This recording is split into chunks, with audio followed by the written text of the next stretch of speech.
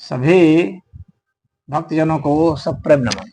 तो एक जिज्ञासा यह है कि सनातन धर्म की स्थापना किसने की। देखिए, जब नाम ही इसका सनातन है तो स्थापना क्या करेगा, कोई नहीं कर सकता। कोई एक व्यक्ति का नाम नहीं दिया जा सकता है कि इसने स्थापना कर दी। धर्म किसको कहते हैं? धर्म और रिलीजन में आप कंफ्यूज कर रहे हैं। रिलीजन एक तरह का मत होता है कि एक व्यक्ति ने कह दिया कि अमुक अमुक चीज सबको करना है, जो यह चीज नहीं करेगा उसको इस धर्म का नहीं माना जाएगा। तो वो अपना धर्म का ऐसा मतलब निकाल लिया, हालांकि धर्म नहीं मत है वह। तो उसको तो आप कह सकते हैं कि ये अमुक ने स्थापना किया, जैसे कि इस्लाम की स्थापना मोहम्मद साहब ने की, जैसे कि ईसाइयत की स्थापना जीसस ने की, जैसे यहूदियों की स्थापना जो है अब्राहम ने की। तो इस तरह से कहा जा सकता है कि इन लोगों ने स्थापना कर दिया, क्योंकि इन लोगों ने सेट कोड ऑफ कंडक्ट बना दिया कि अमुक अमुक चीज आपको करना है, अमुक अमुक चीज नहीं करना है। तो वह जो है एक मत हो गया। धर्म में क्या है, धर्म की जो परिभाषा दी गई है, जो लक्षण दिए गए हैं, तो उन लक्षणों के आधार पर जो है हम चर्चा कर सकते हैं और समझ सकते हैं कि आखिर धर्म की स्थापना किसने की। इसका पता लगाया ही नहीं जा सकता है, क्योंकि यह हमारे भीतर अंदरूनी अंतर्निहित है। उदाहरण के लिए मनु महाराज जी कहते हैं, धृति क्षमा दमो वस्त्यम शौचम इंद्रिय निग्रह धीर विद्या सत्यम अक्रोधो दशकम धर्म लक्षणम। तो धृति अर्थात धैर्य धारण करना, धैर्य करना। तो यह जो है इसका कौन प्रतिपादन करेगा? ये तो हमारे में अंतर्निहित है। क्षमा, क्षमा जो है इसकी स्थापना कौन करेगा भाई? यह तो अंतर्निहित है हर व्यक्ति में।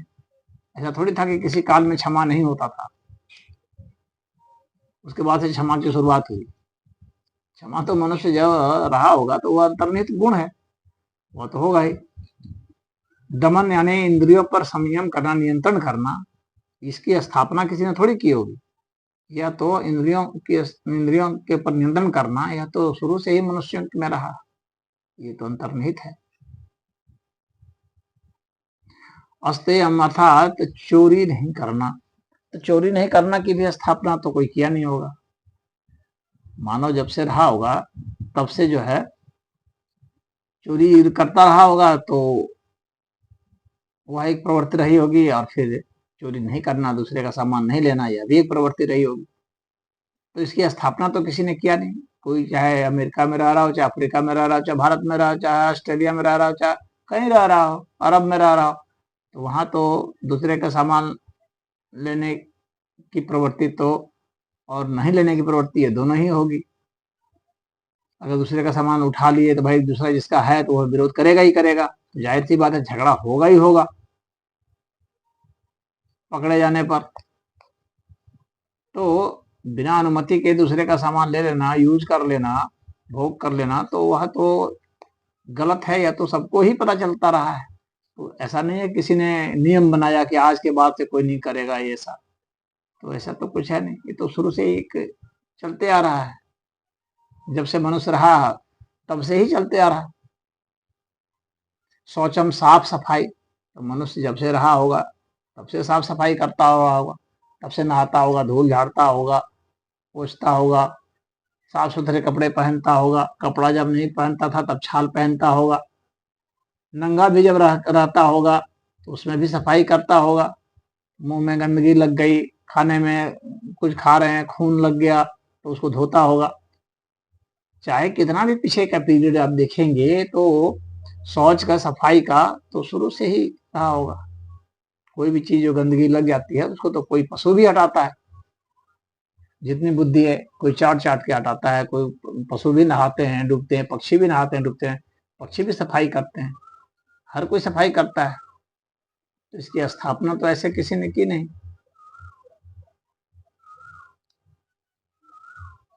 उसी तरह से सत्य है, तो सत्य बोलना जो है वो किसी ने स्थापित तो किया नहीं होगा कि आज से जो है ये मैं सत्य स्थापित कर रहा हूँ, आज के बाद सब सत्य बोलेंगे, सत्य लिखेंगे।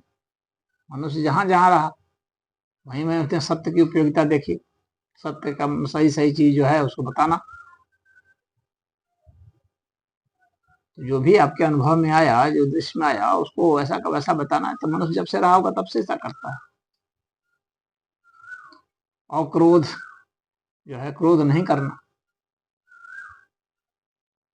क्रोध करेंगे तो दूसरी तरफ से भी क्रोध ही होगा, झगड़ा होगा, गाली गलौज होगी, मारपीट होगी, विध्वंस हो जाएगा दोनों का। तो अगर चाहते हैं कि ये बना रहे, समाज बना रहे, मनुष्य का अस्तित्व बना रहे, तो जाहिर सी बात है क्रोध पर नियंत्रण जरूरी है। तो बातचीत से हल कर लिया जाए, न कि जो है गाली गलौज करके और जो है फिर उसको आगे बढ़ा के मारपीट करके हिंसा कर देना।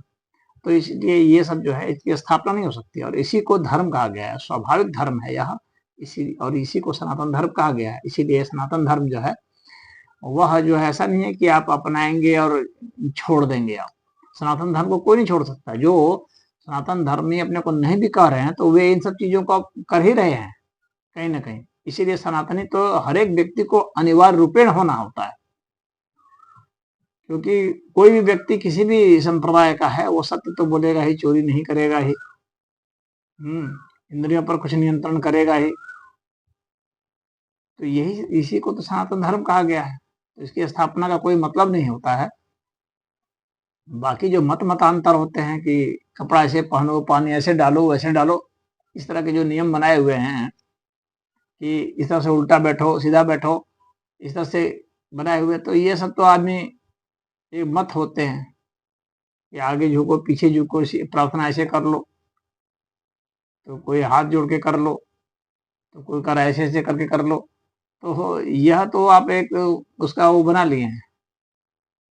तो इसका तो कोई संस्थापक हो सकता है, लेकिन जो मूल प्रवृत्तियां हैं जो हम लोगों में अंतर्भूत, जो हम लोगों में अंतर्निहित है, तो सनातन धर्म उसी की बात करता है, जो स्वाभाविक है, जो प्राकृतिक है, और जो सबके हित में हो, सभी प्राणियों के हित में हो, उसकी बात करता है। तो सनातन धर्म है। तो ये इसकी स्थापना किसी ने नहीं की। ये लगातार जो है रिफाइन होता जा गया। फिलोसफी भी इसकी इसी तरह से रिफाइन होती गई, किसी एक व्यक्ति ने नहीं प्रतिपादित किया।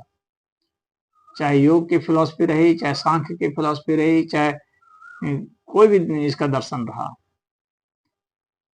तो उसको किसी एक व्यक्ति ने ऐसा नहीं किया। अगर परंपरा भी आप देखेंगे, जैसे सांख्य देखेंगे कपिल मुनि ने कहा, लेकिन कपिल मुनि ने उसको एक तरह से बेहतर ढंग से और ग्रंथ वाइज जो है इसको प्रस्तुत कर दिया। लेकिन यह नहीं है कि उन्होंने पहराए हुए थे, उसके पहले नहीं था, ऐसा नहीं है।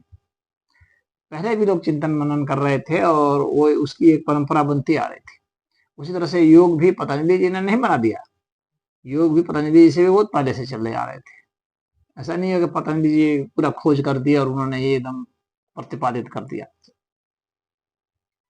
क्योंकि पहले भी योग शुरू से, क्योंकि आदमी उल्टा पुल्टा लटकता रहा होगा शुरू से ही टेढ़ा मेढ़ा होता रहा होगा, क्योंकि उससे वो जंगल जंगल में और भी जितने प्राणी हैं उसके जैसा पोज बनाता रहा होगा, कुत्ते जैसा हाँफता रहा होगा, शेर जैसा दहाड़ता रहा होगा, सांप जैसा टेढ़ा मेढ़ा होकर के बैठने की कोशिश करता होगा, बंदर जैसा लटकने की कोशिश करता होगा। तो ये सब जो योग की जो पोजेस हैं, जो विधियां हैं, वो क्रमशः इसी तरह से देख देख करके धीरे धीरे विकसित होगी। कोई एक व्यक्ति ने नहीं किया होगा। तो ये एक परंपरा से चली आ रही है। मनुष्य शुरू से ही कई ढंग के पोज में बैठता रहा होगा, उठता रहा होगा, चलता रहा होगा, सोता रहा होगा, लेटता रहा होगा। तो इस सनातन धर्म की स्थापना जो है, ऐसा कोई व्यक्ति नहीं है।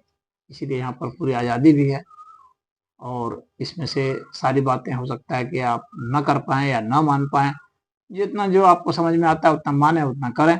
इसकी स्थापना ऐसा कुछ नहीं है। इसलिए यहाँ पर जो है कोई ऐसी रूढ़िवादिता नहीं है कि आपको यह करना है या नहीं करना। कोई ऐसा बंदिश नहीं है, आपको बॉन्डेज आपके ऊपर नहीं है। आप पूरी तरह से आज़ाद हैं।